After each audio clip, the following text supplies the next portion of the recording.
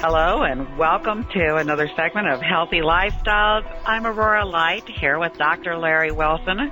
And hello, Dr. Wilson. Hi, Aurora. And we're going to talk about today the body system. And before we do, the system of the body. System. Yes. Yes. Now say that again for me. We're breaking up just a little bit here. Okay. Well, we're going to talk about the body as a system. Oh, as a system, yes. Yes. Okay. It's a very important concept that we don't think about because we're not educated that way. In other words, we think of our body as a bunch of parts. We have liver, kidneys, spleen, your brain. But and doctors think of it that way, and doctors' specialties are like that. Yeah. There's stomach specialists and bone specialists and brain neurologists and psychologists.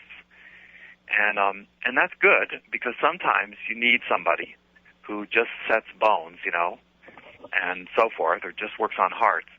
But it's also not quite the truth. The body actually acts like a system. And this is a technical word. System is not just an English word, a word in the language, but it actually means certain things.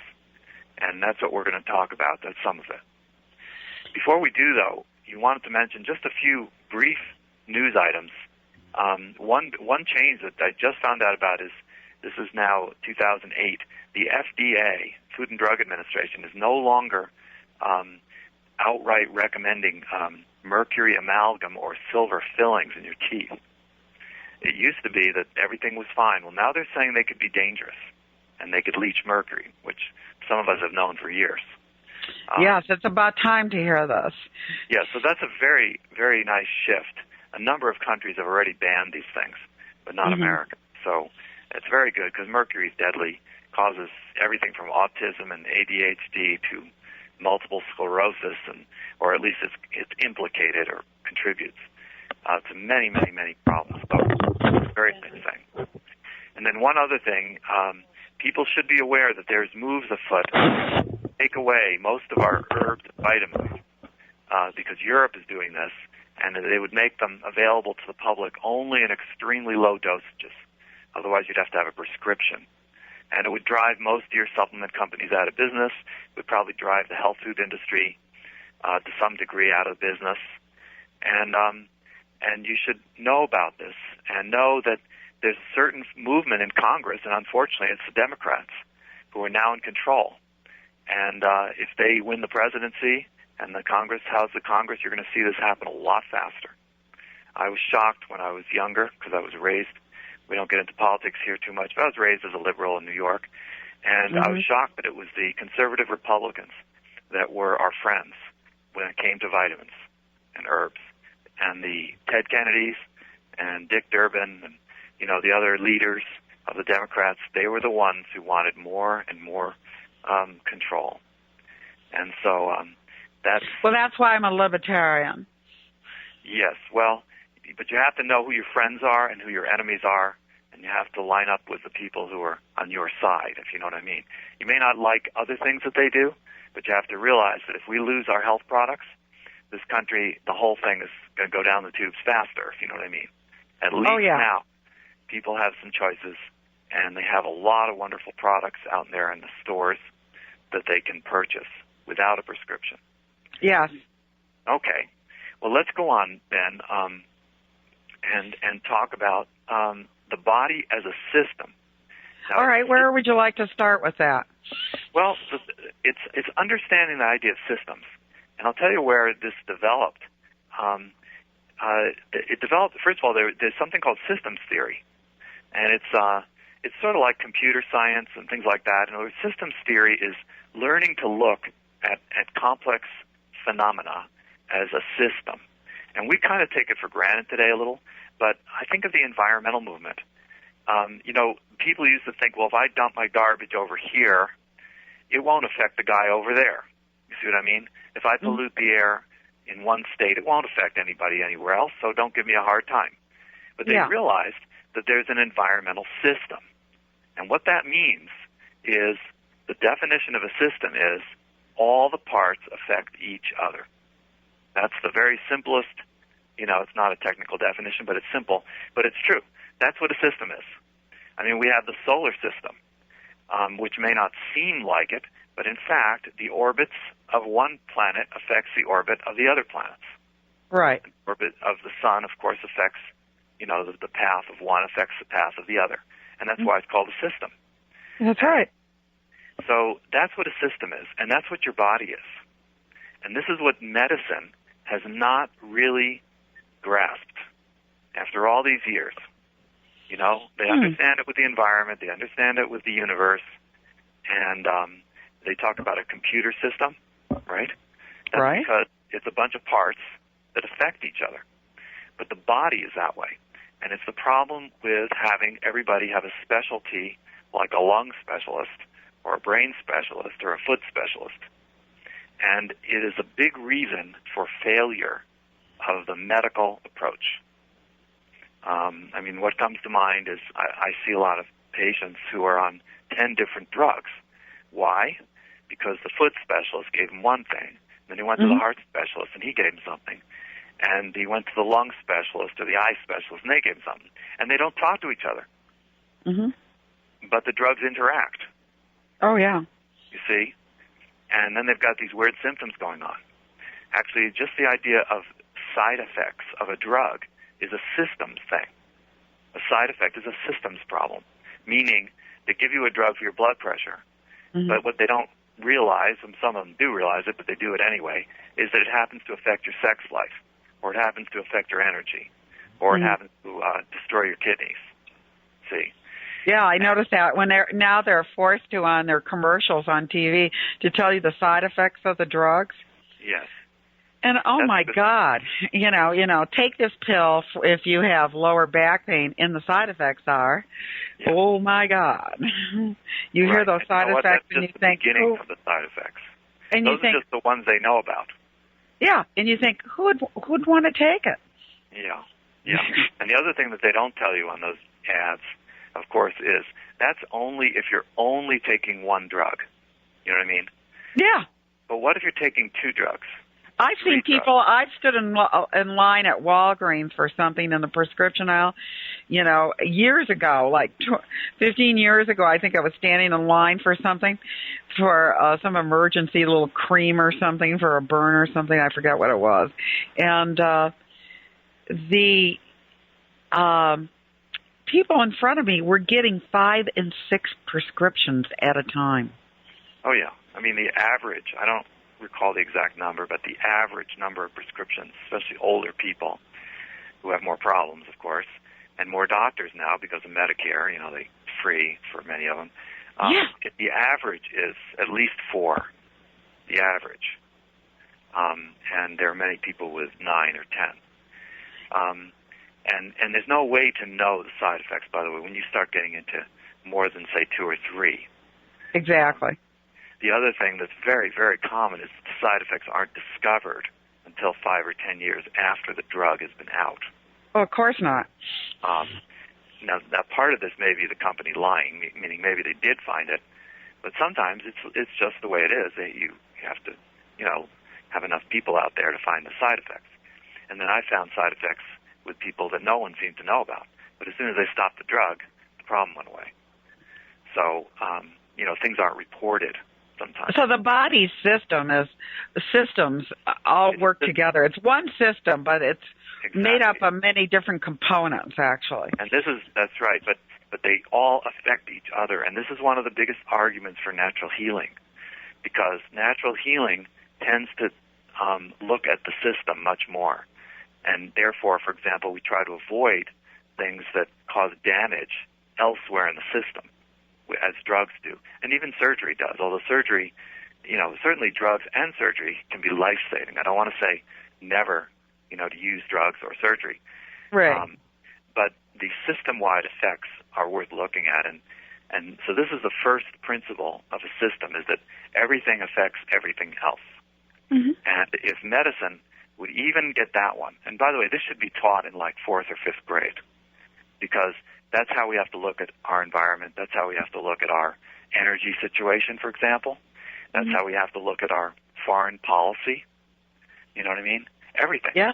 system. If you have a business, for example, a lot of businesses fail because people forget that it's a system. And if everything's fine, but one part of the system isn't, like you're spending too much on, I don't know, rent, or you're spending too much on a secretary, the whole system will go down, meaning you'll ruin your business. So it's a way of thinking is what it is. And I think Freud, believe it or not, called it primary thinking. In other words, animals are actually better at it than humans, because in humans, we start out good at it, but schools teach you a different kind of thinking, which is called linear thinking, A plus B equals C, you know. And we get really good at that because we want to pass our exams in school. Yeah. But we forget systems thinking. You know, systems thinking, like, say, take an animal, you know, like a dog. They sniff out the whole scene, you know what I mean? Yeah. They look around. They're aware of everything, the hot, the cold, the danger, the food. They do it all because the environment is a system, and animals are designed to live in that thing. But human beings, as I say, we learn this linear thinking. Like, all I care about is getting the right grade on this math problem, you know, and that's all you care about. You don't care about the fact that you're tired or you need to eat or you forgot your other homework. You know, you just put that off. And so people learn that, and then they go through life that way. And it's one reason why human beings make a lot of mistakes, because they don't think in systems. Even relationships are systems. You know what I mean? A guy will say, well, gee, I take great care of my wife because I give her everything. I and I give my kids lots of stuff. Yeah, but they're forgetting another part of the system, which is love. And the things are not enough, you see? Right. And so this is where systems thinking is important. In medicine, it's critical for your health.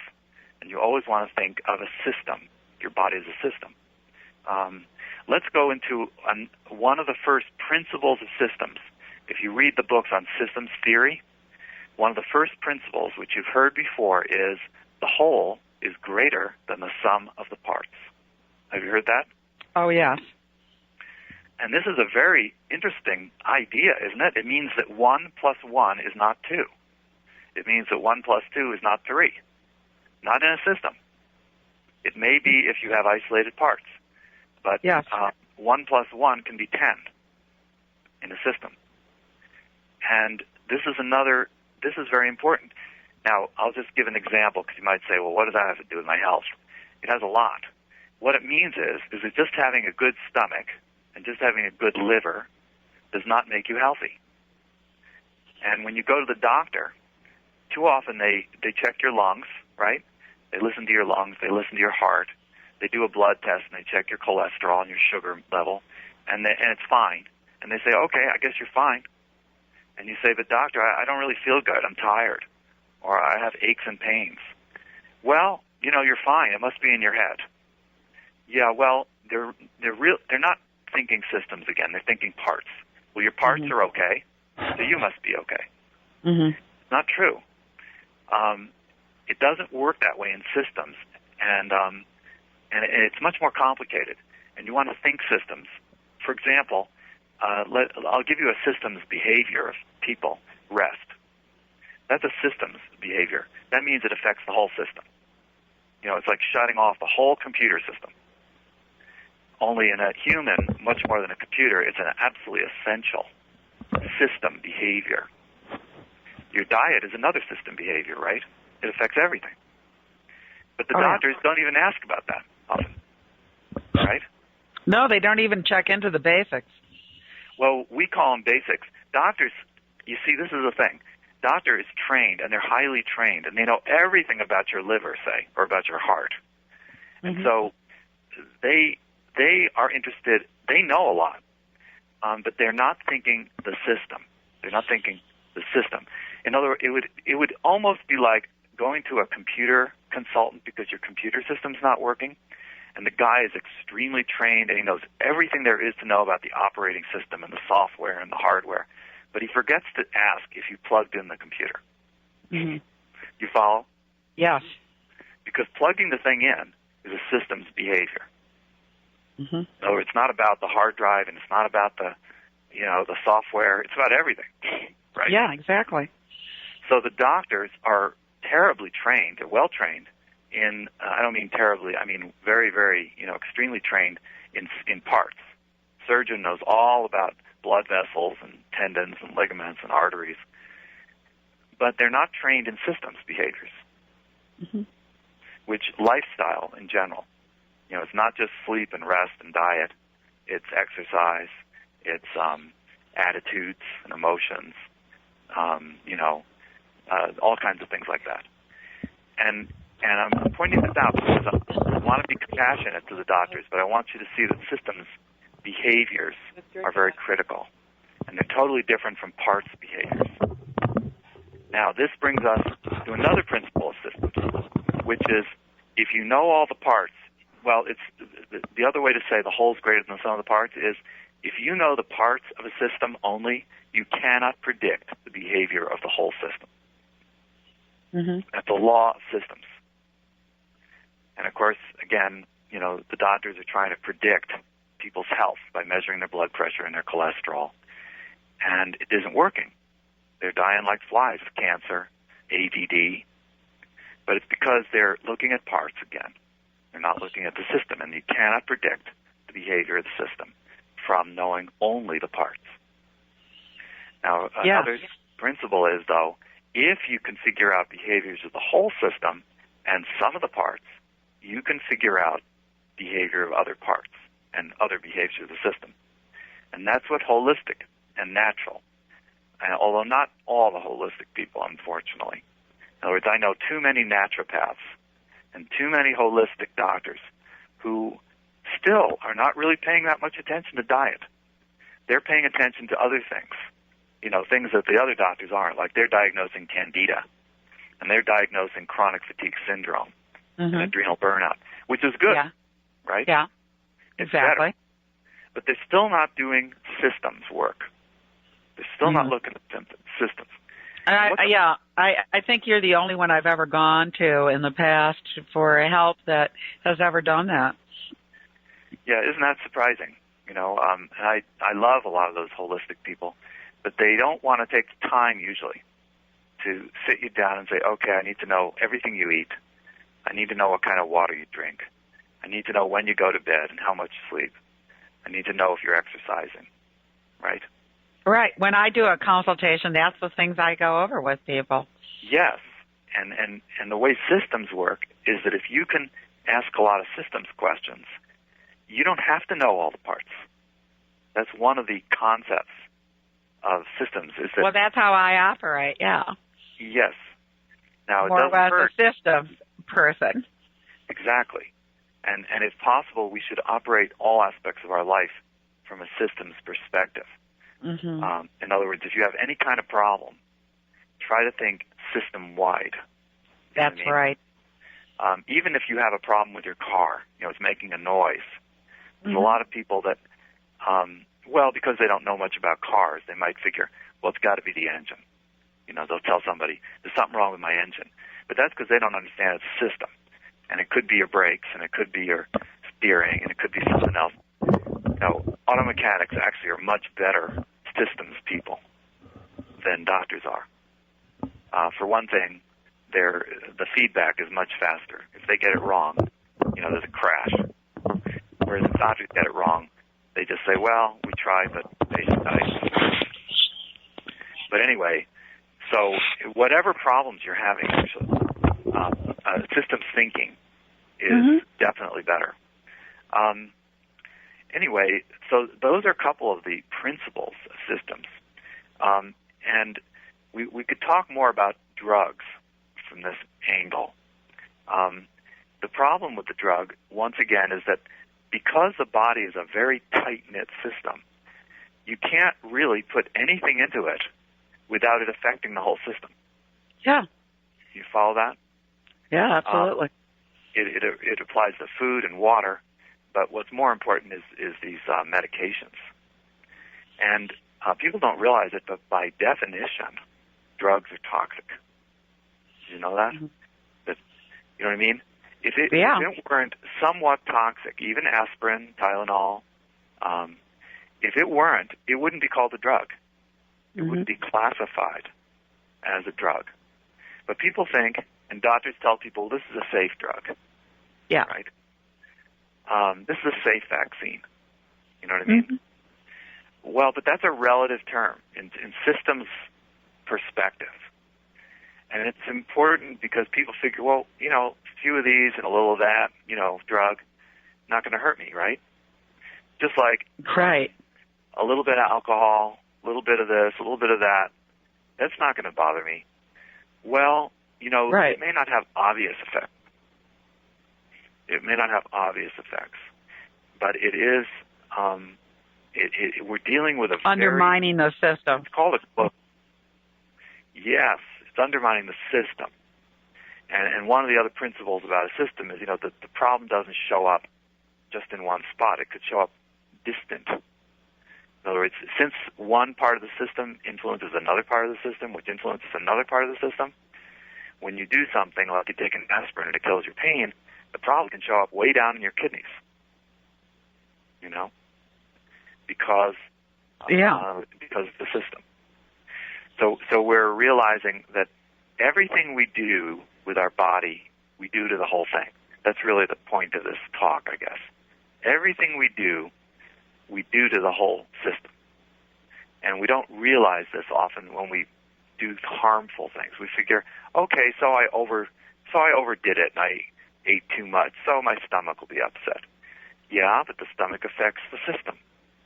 Or, oh, well, I got tons of sun, so my skin will be a bit messed up for a while. Yeah, but that affects the system. You know what I mean? Or my cigarettes, yeah, that'll affect my lungs. Yeah, and it affects the system. Right? Right. So it has to do with how we view ourselves. And the one we just mentioned, the idea that your attitudes affect your liver, your kidneys, and your lungs, that's undoubtedly true. And there's good research to prove it. That praying can affect your kidneys or your heart. It does. It does. And that going for, a bunch of x-rays of your chest might affect your developing cancer later. Yes, that's how it works, because it's a system.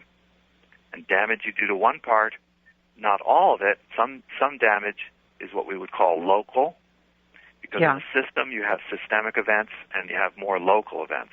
But there's no such thing as a totally local event in a system.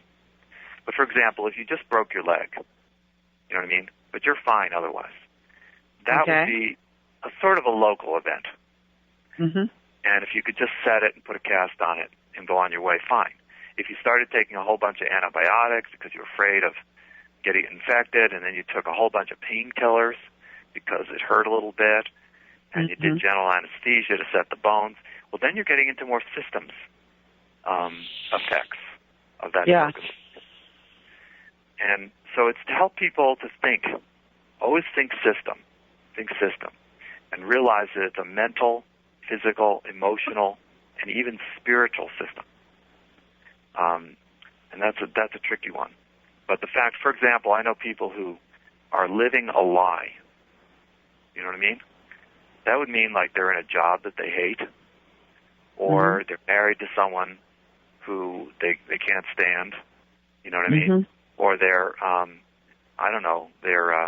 they could be cheating on their wife or their husband. You know what I mean? Or they're doing something that is absolutely out of integrity. Well, a lot of people are foolish enough to think that this is not affecting the rest of them. You know what I mean? Their whole lives. Yes. And their bodies, and their stomachs, and their livers. And then they wonder why they come down with cancer. Because they're out of integrity. Yes, and we are integrity organisms. We are spiritual beings. And if you live out of integrity, it affects your liver and your lungs and your feet and your knees. I've dealt with a lot of people, for example, with knee problems, and I looked it up in a Louise Hay book, and she says the knees have something to do with moving forward or something. And, And, you know, it's true. A number of the people were not moving forward in their life. There was some way they were holding back, and it was affecting their needs. And, you know, they also in psychology said, like I studied psychology that is, I'm trying to think of the guy's name now, just went blank on it. It's all about the positioning of the body and how the body tells the story psychologically. Where if you gain weight in one area of your body, or if you're really skinny in one area of your body, it all means something. Where you hold your weight, where you hold your energy. Well, it definitely means something in terms of glands and hormones. Yes, and Dr. Alexander Lowen, that's his name. Have you ever studied him? I'm familiar with him. It's been years since I read. Yes, Dr. Alexander Lowen came up with the theory that, you know, the body tells a story, period. Right. You just take one look at it. You can tell everything about the person. Yes, well, that's a systems concept, if you think about it. The fact that you can look at the body and you can learn about it. You can take the pulses in acupuncture and learn about it. You can take a hair sample and you can learn about it. You can do an X-ray and learn about it. You know what I mean? That it's a pretty wild concept. It's sort of like a hologram. It's definitely a system kind of thing. It's the idea that the whole thing is so interconnected. What you look like, what you feel like, what your X-ray looks like, what your hair sample looks like, that there's so many ways that you can look at it because it's so interconnected. And this idea of dividing it up somehow, while it has very good merit in some cases. For example, you know, if you need an operation on your heart, you definitely want somebody who knows everything about the heart. So there's definitely a place for a heart surgeon. Yeah, for specialists. For specialty. That's exactly right. They're specialists. But you also need a systems person to be in charge of you and to work with you. And again, just because someone's a naturopath, they're usually better, but that doesn't guarantee it either. And so people, you know, doctors and any kind of doctor can very easily become a generalist or a systems person, even if you're a specialist, by the way. You know, if I were a heart surgeon, I'd still want to know what people eat, but they often don't do that. Or, yes, and if they're getting enough rest and exercise. Exactly. And that they would get so much further, and medicine would get so much further if they would begin to move into the 20th century, because systems theory is a 20th century concept. The book General Systems Theory, I think, was published in 1976, and I think it goes back further than that. So well, you know, when you look at a person, every picture tells a story, doesn't it? Yes, and by the way, Alexander Lowen makes me think of something. I think one of the titles of one of his books was Bioenergetics. Yes, Dr. Alexander Lowen was the founder of Bioenergetics. Yes, now that brings up a wonderful systems behavior that we should mention, which is energy. People don't realize it, but that's a systems behavior of your body. In other words, when you're tired, it affects every system, every organ, every tissue of your body. It doesn't only affect your muscles. It affects your brain, it affects your digestion, right, when you're tired? Yes. And so even though Dr. Lowen was talking about, posture, actually one of the things that a doctor should ask people is, are you tired? How's your energy? Because, and again, you can do your own systems analysis of your body. One of them is energy, one of them is diet, one of them is sleep. You know, these are systems concepts about your body. And they tell a whole story because these things affect everything, just like posture. One of the things I always ask my clients about is their environment. I want to know, do they have windows open at night when they sleep? Do they, things like that. I mean, that's all part of it, too. You can be undermining yourself by not getting enough oxygen at night. And, other subtle ways. Yes. Well, the energy thing, we've talked about energy, I think, in a different program. But that's a very important systems behavior because all living creatures generate energy. You know what I mean? The energy is then used to move you around, digest your food, rebuild your body, build up new tissues, all that stuff. And so it's a very important one. It's one of the ones we measure on the hair test. And we find that most people are not generating a lot of energy in their body. And so, these are systems concepts. And that's the point of this lecture today. It's a little more technical today, perhaps. And then another very important concept is we are what's called a self-regulating system. There are systems like the planets out there. They don't change themselves very much, but human beings have a great ability to change themselves, and fix things. And so the self-regulating thing is a very important concept. If your body is regulating itself, you'll be pretty healthy overall. But if it can't regulate, like if it can't regulate your temperature, or if you can't regulate your blood sugar, or if you can't regulate your blood pressure, then you don't last too long. You end up with some disease. And so it's important to understand that systems have something to do with regulation and self-regulating. You know what I mean? So it's quite a concept.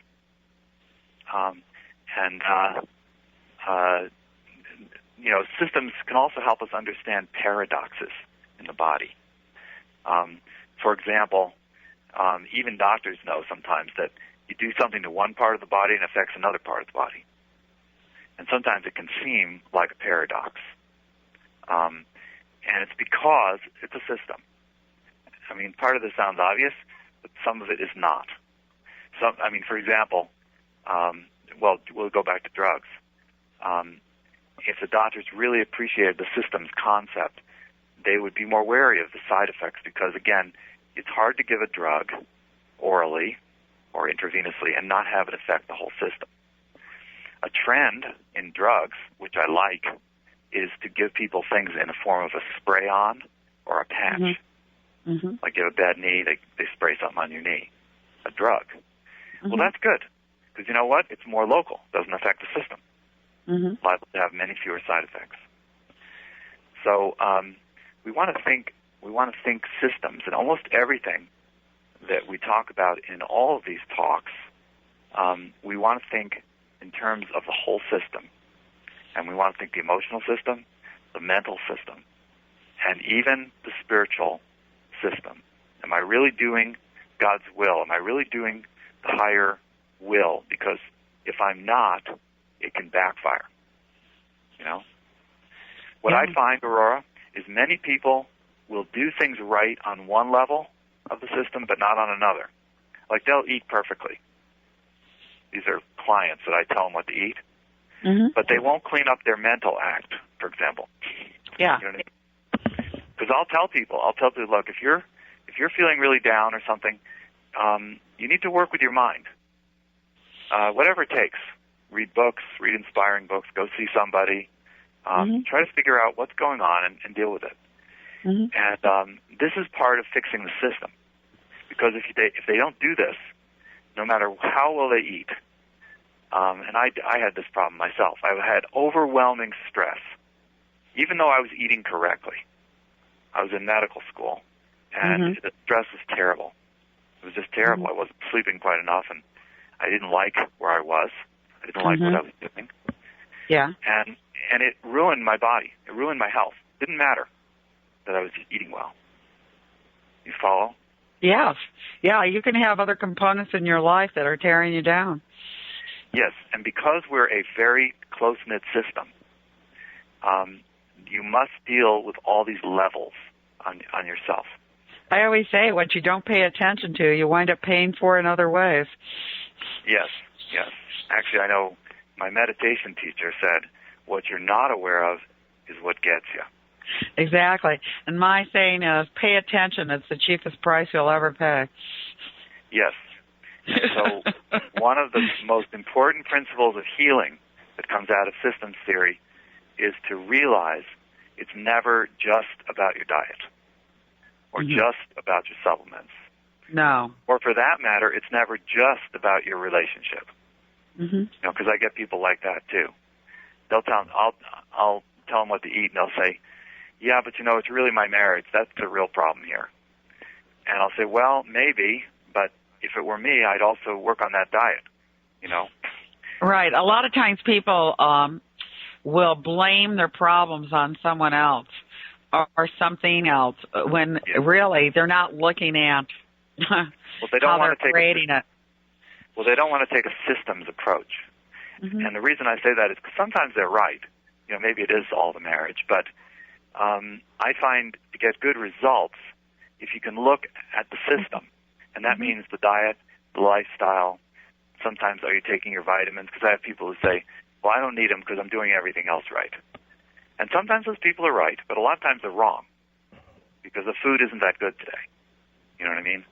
And they do need their vitamins. Other people are absolutely perfect on vitamins, but they don't want to pay attention to diet, or they don't want to go to sleep at night.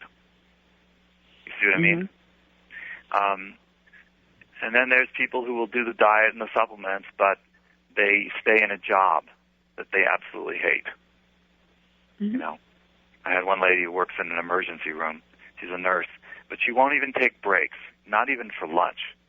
She works like a 12-hour shift. And she said, well, none of us take breaks.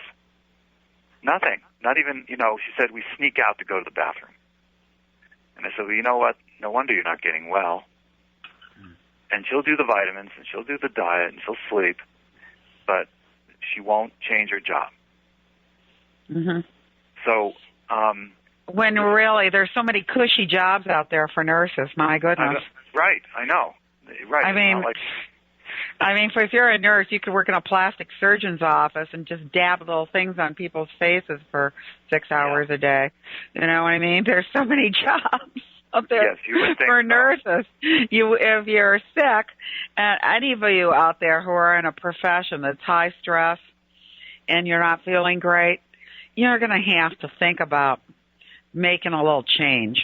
Because if you keep yourself in a high-stress situation, your chances of recovery are like what you've said many times, Dr. Larry, that parody of telling your car mechanic to fix your engine while you're going down the highway 65 miles an hour.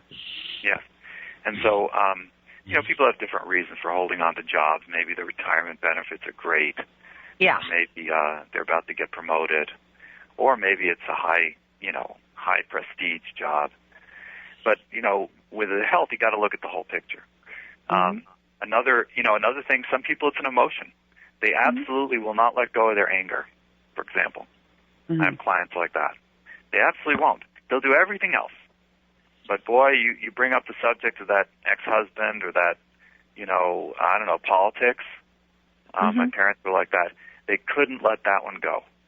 They just hate the president or something like that. Well, that's not helpful. That's not helpful at all. And sometimes the emotional problem is sadness, by the way. It doesn't have to be anger. It can be sadness. A friend of mine, it's cynicism. And we talked about it. And he said, yeah, it's true. I'm cynical. And I said, well, you know what? No wonder that you're sick all the time, because he is. And he's a physician, and he knows a lot. He's a holistic physician, and he knows a lot, and he knows about nutrition, and he does it.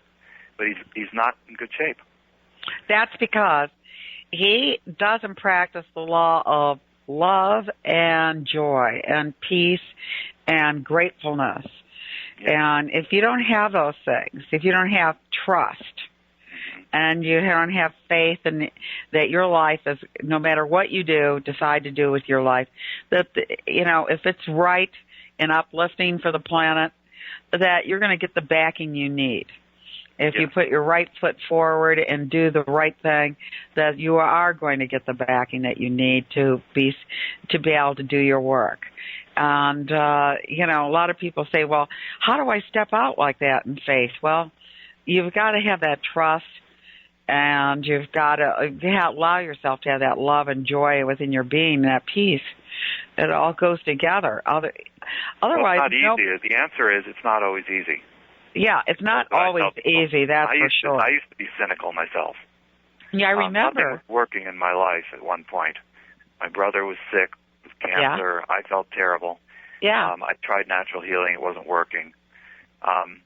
And it's very easy to dip into cynicism and negativity.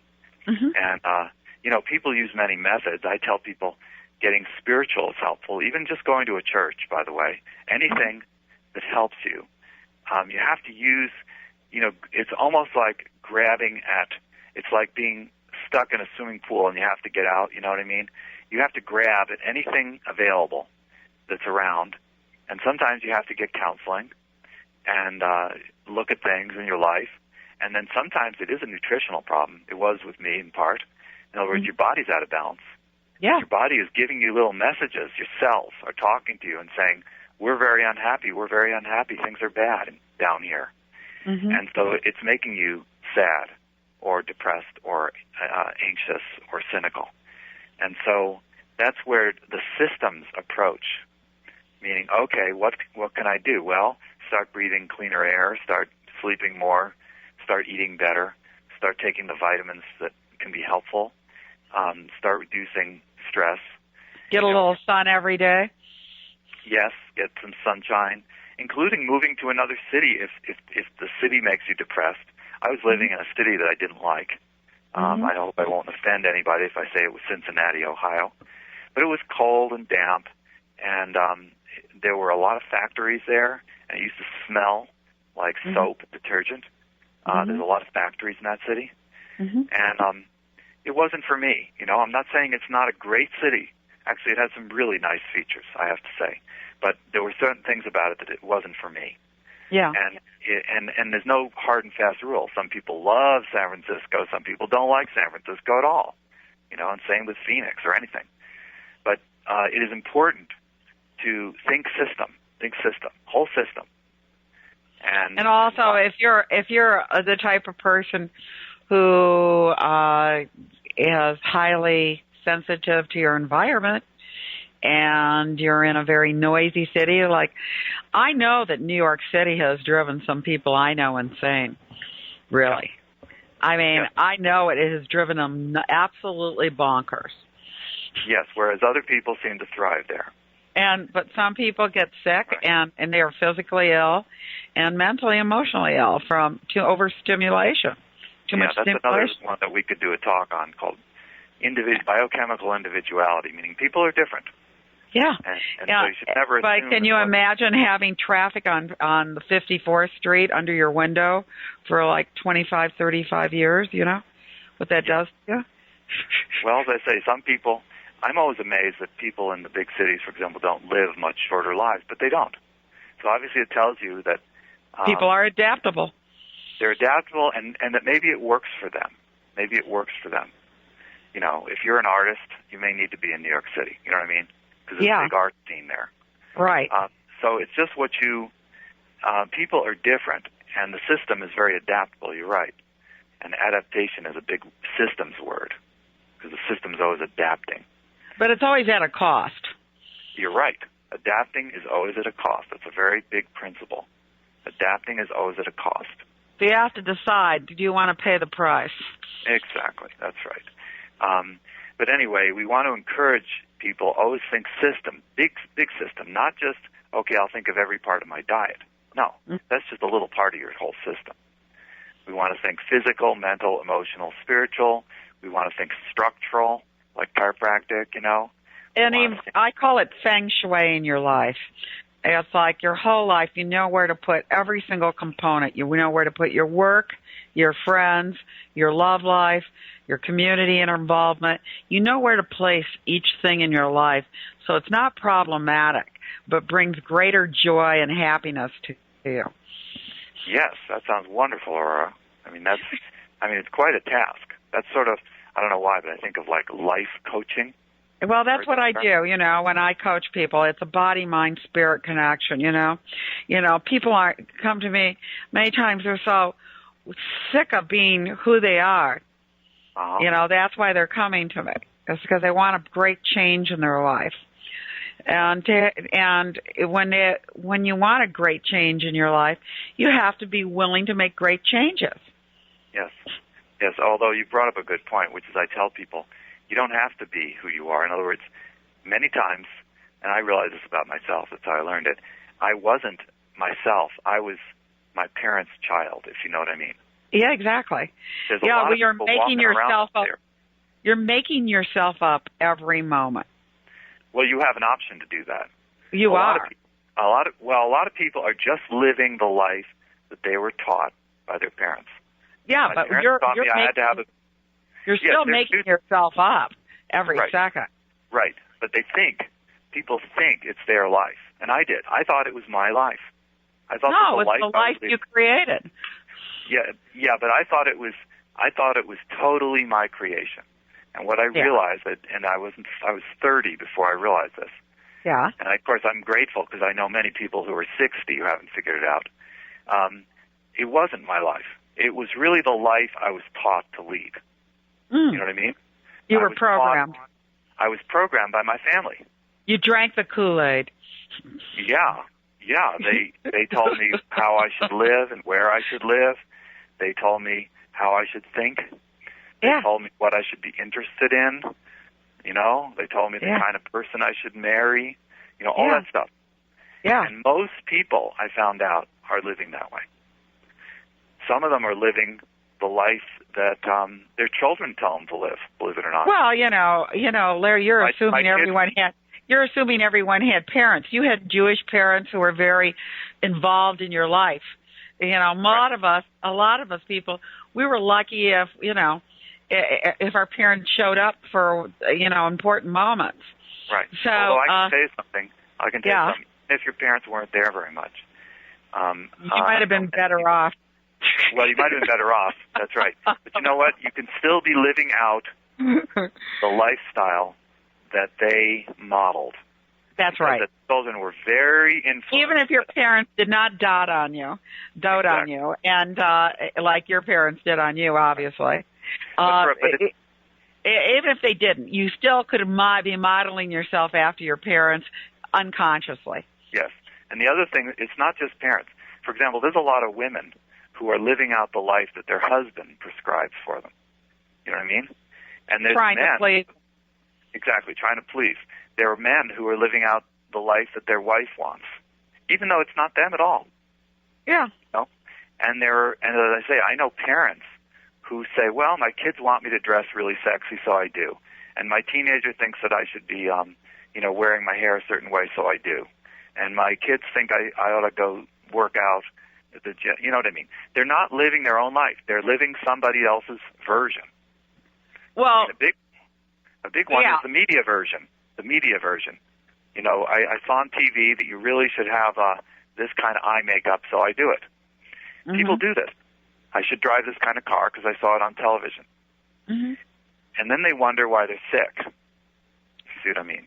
Yeah. Because they're not being authentic. They're not. Their individualism is not even there. Yes, their individualism, and because it's an integrated system, you can't. Many people figure, well, all right, I'll make my kids happy, I'll dress the way they like, and I'll talk this way, and I'll go here, and then they can't understand why they're not healthy because it's a system, and you can't. Because they're not being authentic. Yes. What the problem is this part of the life or this part of the system isn't working. And if one part of the system isn't working, and it's an integrated system, it affects the whole system. What I've seen in a lot of people that I wind up connecting with at health conventions that I do, and all the different seminars and lectures and things, and as well as counseling, is that a lot of people just don't feel like they're worth it on some level to take care of themselves and to bring that greater joy and love into their life. They don't realize it's an energy recipe. Uh-huh. It's made up of so many different components, but like you said, the whole is greater than the parts. That's right. Yes, and of course, if people who don't love themselves enough is a huge problem in our culture and around the world, of course. Yes. And it's a systems behavior again. It's a self-defeative behavior. Right. And a lot of people in our society are addicted to self-defeated behavior, as well as they're so fragmented from their emotions and their bodies and the way they think that they got so many parts of themselves going in different directions. It's not it's not cohesive. That's right, which is the system, back to the systems concept. They're not integrated system. That's right. I think if a person doesn't love oneself enough, think of yourself stuck at the bottom of a well. Mm-hmm. That's what it feels like. And you got to get out of there. And what you do is you grab onto whatever you can, meaning you start reading books, you start reading self-help books, you go to counselors, and you just focus on the problem. Instead of feeling bad about it, you have to take the bull by the horns, as they say, and say, okay, I need to feel better about myself. There's some books I would recommend. 7 Habits of Highly Effective People by Covey.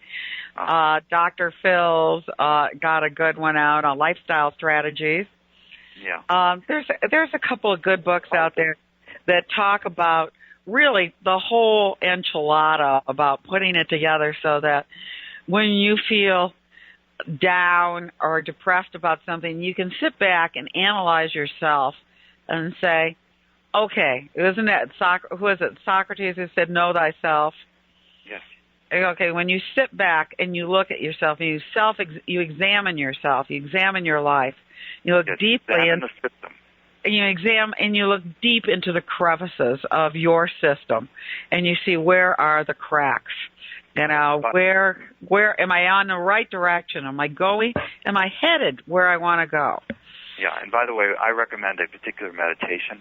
This is my master's meditation, because I'll tell you what it will do. It will bring up the cracks in your system that you can't see.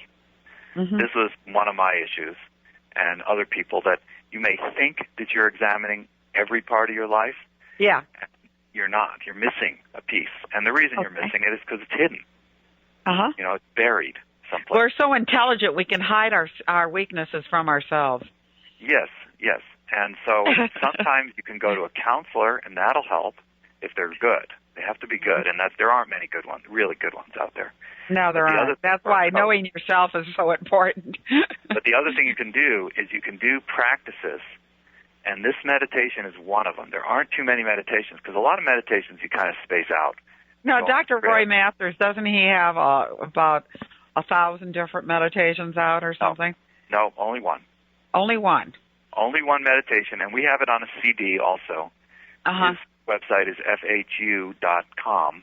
F as in Frank. It's F, Frank, H, Harry, U, Uriel.com. And he has one meditation, basically, and we have a similar one on my website for sale, $9 on a CD.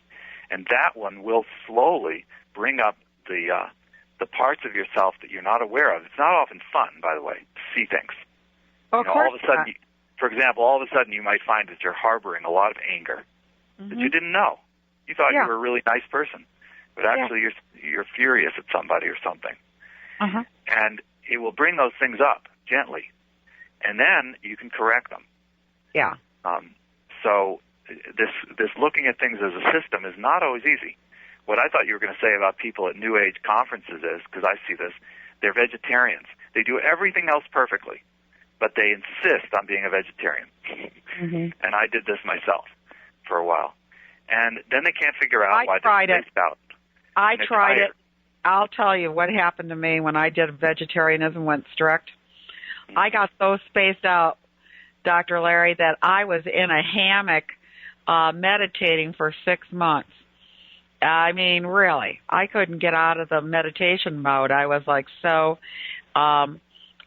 into space. And then when I would go out into our culture, I'd be appalled by the smells, the noises, people's attitudes, the clanging, banging around the world, all the places I went. I couldn't take it. I became so incredibly sensitive. Yeah. And, that may work for some people, but for me, I had to toughen up by eating a little bit of meat so that I could. It also didn't help your health, probably. Well, I had to toughen up. Yeah, but getting too sensitive is also illness, just to let you know. People who tell me, oh, yeah, I'm sensitive to this, sensitive. Now, some sensitivity is good. It was great for meditation. Yeah, but people who can't walk in supermarkets, and that's illness. That's adrenal problems, which happens when you only do vegetables. Well, I didn't want to be around people, people in our society. They were too coarse for me. Yeah. So I had to stay with this. If you ever notice, like people who do yoga and are vegetarians and meditate a lot and stuff, they can't stand. Yeah, but they're also ill.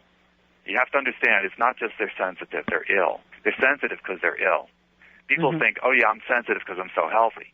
Well, there is a certain sensitivity, but there's also sensitivity because they're ill. And what I find with many people, when they're on limited diets, they get ill. Yeah. By the way, I think we're going to have to finish up here. Yes, we are. We're going to have to. And, of course, that's always... So I hope you've got an opportunity, Dr. Larry, to hit the high points on the body system. Wonderful talk. Yes, I thank you so much for making us aware of all the many factors that make us up and really are important to our better health. And, we're all works of art in progress, I feel. Yep. Okay, well, thank you for having me, Aurora. Well, thank you. And those of you out there who would like to get a hair analysis or check out the saunas Dr. Larry has, I highly recommend it. And find out more about yourself and what you can do to make yourself better and feel better and be the best you can be. Every day in every way we can get better and better, and that's the goal here on Healthy Lifestyles, is to examine all the components that make up a really healthy, vibrant life. So thank you so much for being with me today.